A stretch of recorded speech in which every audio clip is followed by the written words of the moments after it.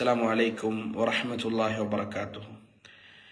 إن الحمد لله نحمده ونستعينه ونستغفره ونعوذ بالله من شرور أنفسنا وسيئات أعمالنا. من يهده الله فلا مضل له ومن يضلله فلا هادي له. وأشهد أن لا إله إلا الله وحده لا شريك له وأشهد أن محمدا عبده ورسوله وبعد. அன்புள்ள சகோதர சகோதரிகளே, சவுதி தமாம் தஅவா சென்டர் வழங்குகின்ற ரமலான் நற்சிந்தனையோடு இன்றைய தினம் மிக முக்கியமான ஒரு தலைப்பில் உங்களை சந்திக்கலாம் என்று ஆசைப்படுகிறேன். ஒரு முஃமினுடைய வாழ்க்கையை பொறுத்தவரைக்கும் அவன் உலகத்தில் தானாக ஒரு விடயத்தை செய்கின்ற அதே வேளை அல்லாஹ்வுடைய அருள் அவனுக்கு மிக முக்கியமான ஒரு விடயம். அல்லாஹு தாலா அவனுடைய வாழ்க்கையில் அருள் செய்யவில்லை என்றால் உண்மையில் அவன் துரதிர்ஷ்டவசசாலியாக மாறிவிடலாம் என்பதற்கு பல சான்றுகள் இருக்கிறது. ஒரு முஃமினுடைய வாழ்க்கையில் எப்படி அல்லாஹ்வுடைய அருள் இருக்கின்றதோ அதே போல அல்லாஹ்வினுடைய பரக்கத்தும் மிக முக்கியமான ஒன்று என்பதை நாம் புரிந்து கொள்ள வேண்டும். பரக்கத் என்று சொல்லி நாம் நினைப்பது எதனை? இதை முதலாவது நாங்கள் தெரிஞ்சிருக்கணும். ஒரு மனிதனுடைய வாழ்க்கையில உங்களுக்கு பரக்கத் கிடைச்சிட்டா அப்படின்னு கேட்டால் அவர் பரக்கத் கிடைக்கவில்லை என்று சொல்கிறார் என்றால் நாம் புரிந்து கொள்ள வேண்டும் பொருளாதாரத்தில் கஷ்டத்தோடு இருக்கிறார் என்று. ஏனென்றால் மனிதர்கள் நினைச்சு கொண்டிருக்கிறார்கள் பரக்கத் என்பது முழுக்க முழுக்க பொருளாதாரம் என்பதை. ஆனால் பொருளாதாரம் மட்டும் பரக்கத் அல்ல என்பதையும் புரிந்து கொள்ள வேண்டும். பரக்கத்துல அல்லாஹ் தாலா சில நேரம் பொருளாதாரத்திலும் பரக்கத் செஞ்சிருப்பான், குழந்தைகள் மூலமாகவும் அல்லாஹ் பரக்கத் செஞ்சிருப்பான், நிம்மதியான வாழ்க்கையை கொடுத்து அல்லாஹு தாலா பரக்கத் செஞ்சிருப்பான், சாலிகான கணவரை கொடுத்து அல்லாஹ் பரக்கத் செஞ்சிருப்பான். எனவே பரக்கத் என்று சொல்லக்கூடியதை ஒரு விடயத்துக்குள் குறுக்கி அதை சுருக்கி நாங்கள் பரக்கத் என்று எண்ணிவிடக் கூடாது. இது மிகப்பெரிய தவறான அம்சம் என்பதை ஆரம்பத்தில் நாங்கள் புரிந்து கொள்ள வேண்டும். இன்னொரு மிக முக்கியமான விஷயம், வாழ்க்கையில மனிதர்கள் தங்களுக்கு பரக்கத் ஏற்பட வேண்டும் என்று சொல்லி ஆசை வச்சு கொண்டிருப்பார்கள். ஒரு முஃமினுடைய வாழ்க்கையில் பரக்கத் மிக முக்கியமான ஒன்று. அந்த பரக்கத் கிடைப்பதற்கு ஒரு சில காரணிகளை குர்ஆன் சுன்னா நிழல்ல இருந்து நாங்கள் பெற்றுக்கொள்ளலாம். அதுல மிக முக்கியமானது தக்வா. ஒரு மனிதனுக்கு இறையச்சம் என்பது இன்றியமையாத ஒரு விஷயம். இறையச்சம் அவனுடைய வாழ்க்கையில் பரக்கத்தை நிச்சயமாக கொண்டு வந்து சேர்க்கும் என்பதற்கு பின்வரக்கூடிய குர்ஆன் வசனம் எங்களுக்கு ஆதாரமாக இருக்கிறது. அல்லாஹு தாலா குர்ஆன்ல சொல்கிறான், வலவ் அன்ன அஹ்லல் குரா, ஒரு கிராமவாசிகள் ஆமனு ஈமான் கொண்டு வத்தகவ் அல்லாஹ்வை அஞ்சுபவர்களாக இருப்பார்களா இருந்தார். ஒரு கிராமவாசிகள் ரெண்டு விடயங்களை அல்லாஹு தாலா சொல்றான். முதலாவது நிபந்தனை என்னன்னு கேட்டால் அவர்கள் ஈமான் கொள்ள வேண்டும். இரண்டாவது அல்லாஹ்வை அவர்கள் பயப்பட வேண்டும். இப்படி பயப்பட்டார்களாக இருந்தால் லஃபதஹ்னா அலைஹிம் பரக்காத்தின் மினஸ் ஸமாஇ வல் அர்த், வானம் பூமியிலிருந்து அவர்களுக்கு பரக்கத்தின் வாயில்களை நாம் திறந்து விடுவோம். ஈமான் கொண்டு அல்லாஹ்வை அஞ்சுபவர்களாக இருந்தால் வானங்கள் பூமியிலிருந்து அவர்களுக்கு பரக்கத்தின் வாயில்களை நாம் திறந்து விடுவோம். வலாக்கின் கஸ்ஸபு, அப்படி இல்லாமல் பொய்ப்பித்தார்களாக இருந்தால், அல்லாஹ் சொன்ன குர்ஆனை பொய்ப்பிச்சு அல்லாஹ்வை நிராகரித்து சுன்னாவை உலகத்தில் சரியான முறையில் பின்பற்றாமல் தான் தோன்றித்தனமாக நடப்பார்களாக இருந்தால் லஅഖதுனாஹும் பிமா கானூ யக்ஸிபூன், அவர்கள் சம்பாதித்தவைகளிலிருந்து அவர்களை நாம் பிடிப்போம், தண்டிப்போம் அப்படின்னு அல்லாஹ் தஆலா சொல்றான். எதை அவர்கள் சம்பாதித்தார்களோ, உலகத்தில் அவர்கள் என்ன பாவம் செஞ்சார்களோ, எந்த தீமை செஞ்சார்களோ அவைகளிலிருந்து அவர்களை நாம் பிடிப்போம், தண்டிப்போம் என்று அல்லாஹ் தஆலா சொல்றான். வாழ்க்கையில இறையச்சம் என்கிற பகுதி மிக முக்கியமான ஒரு அம்சம் என்கிறத நாங்க புரிஞ்சு கொள்ளணும். எப்போதெல்லாம் அல்லாஹ்வை நாங்க அஞ்சுகிறோமோ அப்போது அல்லாஹ்வுடைய பரக்கத் நமக்கு வந்து சேரும். ரசூல் ஸல்லல்லாஹு அலைஹி வஸல்லம் அவர்களிடத்துல வானவர் ஜிப்ரீல் அலைஹிஸ்ஸலாத்து வஸலாம் அவர்கள் ஒரு சில கேள்விகளை கேட்டு அவர்களே பதில் சொன்னார்கள். அதுல இஹ்சான் என்று சொன்னா என்னன்னு கேட்கிறாங்க. இஹ்சான், நல்லவர்கள், இஹ்சானோடு நான் வாழ வேண்டுமாக இருந்தால் என்ன செய்யணும், அதுக்குரிய தீர்வு என்ன, அதுக்குரிய டெபினிஷன் என்னன்னு சொல்லி கேட்கிறாங்க.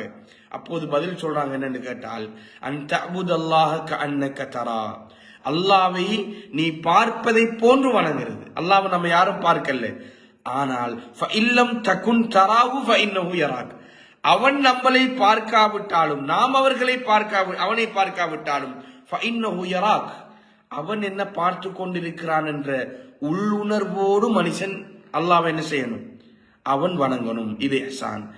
வாழ்க்கையில தனிமை ஏற்படும், குடும்பம் இல்லாத ஒரு சூழல் ஏற்படும், வீட்டில நாங்க தனியா இருக்கிற சந்தர்ப்பம் ஏற்படும், தொழுகின்ற நேரம் மற்றவர்கள் என்னை பார்க்கவில்லை, படைத்த ரப்புல் ஆலமீனுக்காக வேண்டி மாத்திரம்தான் நான் தொழுகிறேன் என்ற உள்ளுணர்வு இருக்கிறதே, நிச்சயமாக இது இஹ்சான், தக்வாவினால் தான் இது ஏற்படுகிறது. எனவே அன்புள்ள சகோதர சகோதரிகளே, தக்வாங்கிறது மிக முக்கியமான ஒரு விஷயம். இரண்டாவது, அல்லாஹ்வுடைய பரக்கத் நமக்கு கிடைக்கணும் என்று சொன்னால் அஸ்ஸலா, தொழுகை மிக முக்கியமான ஒரு விஷயம். எங்களோட வாழ்க்கையில தொழுகை எப்போதெல்லாம் பொடுபோக்கு செய்யப்படுகிறதோ அப்போது நாம் புரிந்து கொள்ள வேண்டிய விஷயம் என்னென்றால் அல்லாஹ்வுடைய பரக்கத் நம்மளை விட்டும் தூரமாக போகிறது.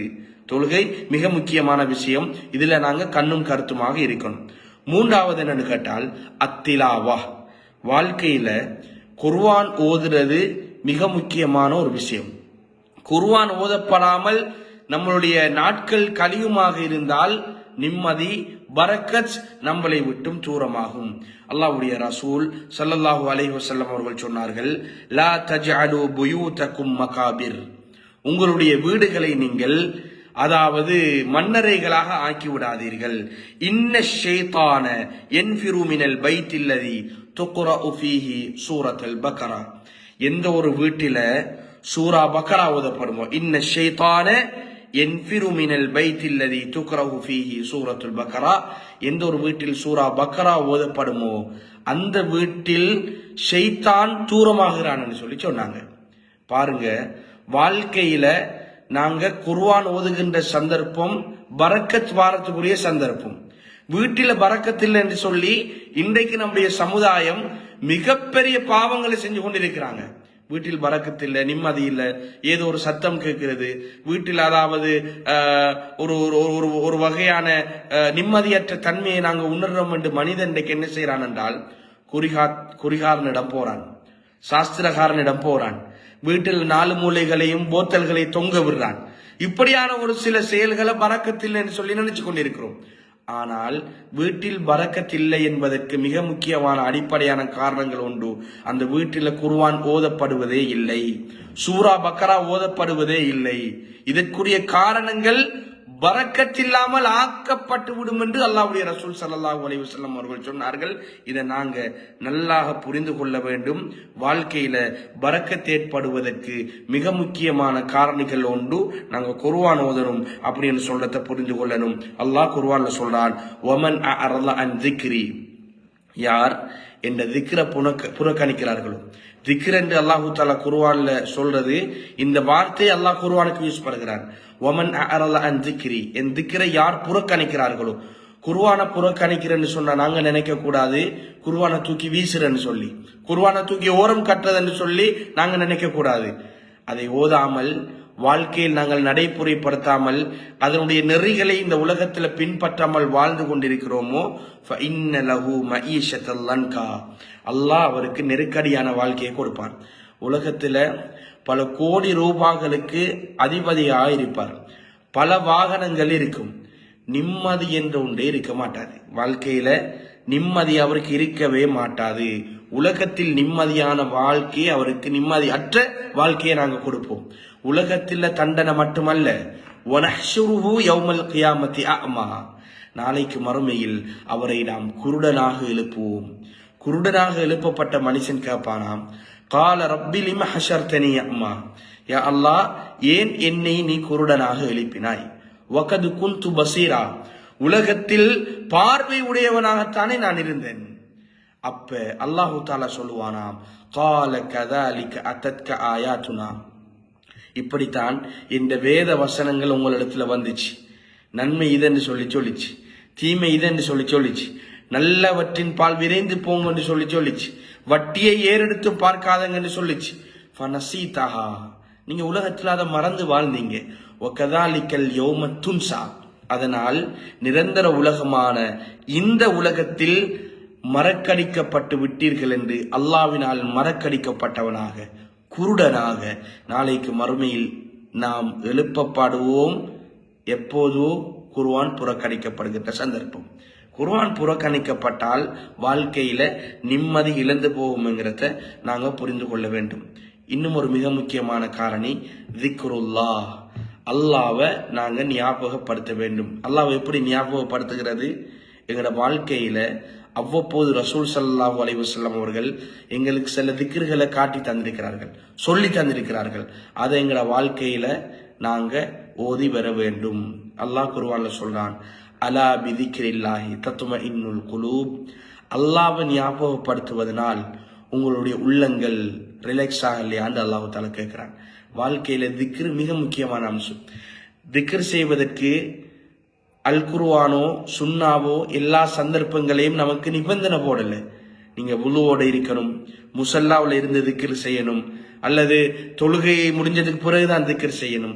ரசூல் ஸல்லல்லாஹு அலைஹி வஸல்லம் அவர்கள் சொன்னார்கள், 2 வார்த்தைகள் இருக்கிறது, நாவுக்கு மிக இலகுவானது, அல்லாஹ்வுக்கு மிக பிடித்தமானது, மறுமையில் நம்மளுடைய தராசை கதிக்க செய்யக்கூடியது என்று சொன்னார்கள். எல்லாருக்குமே தெரியும், சுப்ஹானல்லாஹி வ பிஹம்திஹி சுப்ஹானல்லாஹில் அலீம். இதை நாங்க ரோடால நடந்து கொண்டிருக்கும் போது செல்லலாம், பெண்கள் வீட்டில் கிச்சன்ல சமைச்சு கொண்டிருக்கும் போது செல்லலாம், பிள்ளைகளை சுமந்து கொண்டிருக்கின்ற நேரம் சொல்லலாம், வியாபார ஸ்தலங்களை வச்சு செல்லலாம். இதுக்கு நிபந்தனைகள் எதுவுமே கிடையாது. பாருங்க, ஒரு கல்லுல 3 மாங்கான்னு சொல்ற மாதிரி வாழ்க்கையில் சொல்ற 2 நாவுக்கு இலகுவான வார்த்தைகள் எவ்வளவு பெரிய தாற்பயம் மிக்கியது. ரப்பு என படைச்சிருக்கான், அவனுக்கு மிக பிடிச்சமானது. என் வாழ்க்கையில் நான் மறுமையில் அல்லாஹ்வின் முன்னால் நிறுத்தாட்டப்படுகின்ற போது என் மீசான் தராசை கதிக்கக்கூடியது. நான் சொல்றதுக்கு வாழ்க்கையில மிக இலகுவான 2 வார்த்தை. இதுவெல்லாம் நாங்க நோட்ல எழுதி மனப்பாடம் செய்ய வேண்டியதுக்கு கிடையாது. சுப்ஹான் அல்லாஹ் சொல்றோம், அல்ஹம்துலில்லாஹ் சொல்றோம், அல்லாஹு அக்பர் சொல்றோம். எல்லாமே வாழ்க்கையில் இருக்கக்கூடிய மிகப்பெரிய திக்ர்கள். நாங்க தூங்கி எழும்புறோம், திக்ர் செய்றோம். அல்ஹம்துலில்லாஹில்லதி அஹ்யானா பஅதமா அமாத்தனா வ இலைஹி நுஷூர் சொல்றோம். தூங்கும் போது அல்லாஹும்ம பிஸ்மிக அமூது வ அஹ்யா. எங்களுடைய நாவுகள் அல்லாஹ்வை எப்போது திக்ர் செய்வதில் நனைஞ்சு கொண்டிருக்குமோ அப்ப நினைக்கணும், எங்களுடைய வாழ்க்கையில அல்லாஹ்வுடைய பரக்கத் வரப்போகிறது மிக முக்கியமான அம்சம் என்பதை. இன்னும் ஒரு மிக முக்கியமான காரணம் அஸ்ஸதகா. வாழ்க்கையில நாங்க எப்போதெல்லாம் தர்மம் செய்வோமோ அப்போது அல்லாஹ்வுடைய பரக்கத் கிடைக்கும். ஒவ்வொரு நாளும் 2 வானவர்கள் இறங்குறாங்க. அதுல ஒருவர் பிரார்த்தனை செய்கிறார், யா அல்லாஹ், யாரெல்லாம் உலகத்தில் கொடுக்கிறார்களோ அவர்களுக்கு நீ இன்னும் கொடு, யாரெல்லாம் கொடுக்காமல் வச்சு கொண்டிருக்கிறார்களோ பதுக்கி கொண்டிருக்கிறார்களோ அவர்களை அழித்து விடு என்று யாரு பிரார்த்தனை செய்யறாங்க? வானவர்கள் பிரார்த்தனை செய்யறாங்க. வானவர்களின் பிரார்த்தனை அல்லாஹ் தஆலா தட்டுவானா? தட்ட மாட்டான். எனவே அன்புள்ள சகோதர சகோதரிகளே, இந்த விடயங்கள் எங்களுடைய வாழ்க்கையில் பரக்கத்தை ஏற்படுத்துவதற்கு மிக முக்கியமான காரணிகளாக அமையும். வல்லவன் ரப்புல் ஆலமீன் அவனுடைய பரக்கத்தை பெற்று நாளைக்கு அவனுடைய சன்னிதானத்தில் ஒரு உண்மையான தூய்மையான இஹ்லாஸ் உள்ள மனிதர்களாக நம் அனைவரையும் எழுப்பாட்டுவானாக. வ ஆகிரு தவானா அனில் ஹம்துலில்லாஹி ரப்பில் ஆலமீன். வஸ்ஸலாமு அலைக்கும் வரஹ்மத்துல்லாஹி வ